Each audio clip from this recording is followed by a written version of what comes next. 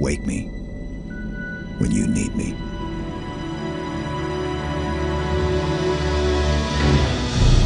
Halo has a magical feel to it that is unlike any other game. To what degree do we need to rework great work that's already been done? What do we keep?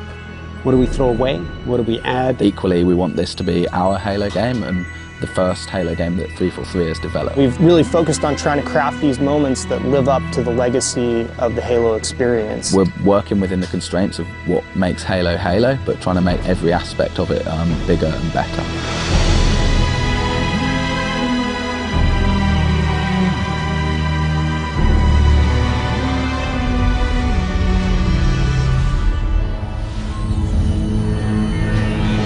With Halo 4, we're really delving into Master Chief's humanity and exploring what makes him tick as a character. Most of the exploration that we've done of the Master Chief has been done through other media outside of the game. It's been done through comic books, through novels. We wanted to put it squarely in the video game this time. Fighting for something that is really important, where there's something very big at stake, those are themes we carry forward. One of the things that we wanted to do was really introduce a threat that is beyond anything that Master Chief has faced before. It also gives us an opportunity with that threat to add new gameplay. The backstory of the Spartans and of the Master Chief in particular promises all this hyper-athletic speed and mass and weight and power. You're supposed to be this guy in this super suit and you should feel like a superhero in it, and in order to do that we want the armor to look and feel functional. We've done everything from really looking at what should the HUD look like. It's kind of like a fighter jet HUD, and we think of it that way. As a player, you're really empowered and given a set of tools to employ in any way that you want. The fans will be really happy to hear that in Halo 4, the battle rifle's back.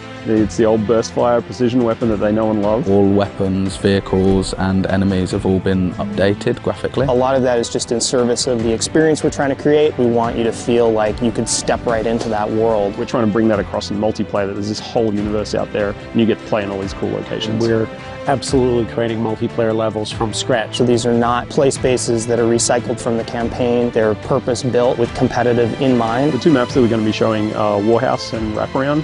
Wraparound is a looping arena type structure, lots of verticality, up and down combat. Warhouse is like an abandoned military base which has got a giant mech being constructed in the center of it. We've always had this sort of schism between multiplayer and campaign. And the campaign was completely wrapped in fiction, and multiplayer just wasn't. The Spartans in multiplayer are Spartan 4s. These are the newest breed of Spartan. We've created a fairly compelling and fairly convincing reason why red Spartans can fight blue Spartans. There's other parts to our multiplayer experience that'll be coming in the future. With Halo 4, we've tried to create a more cinematic approach to the experience in everything that we do. We have a completely new audio team building all of the sound effects from scratch. We've redone almost everything. We've already recorded 100 tracks of music. Artistically, the number of assets that are going into this is way more than any other Halo game. We wanted to do so much more. You have this massive team of people who have all come together at this one point in time that focuses on every day that we have left, doing everything we can to make this game the best that it can possibly be. It's still Halo, but it has its own voice, and it's extraordinary.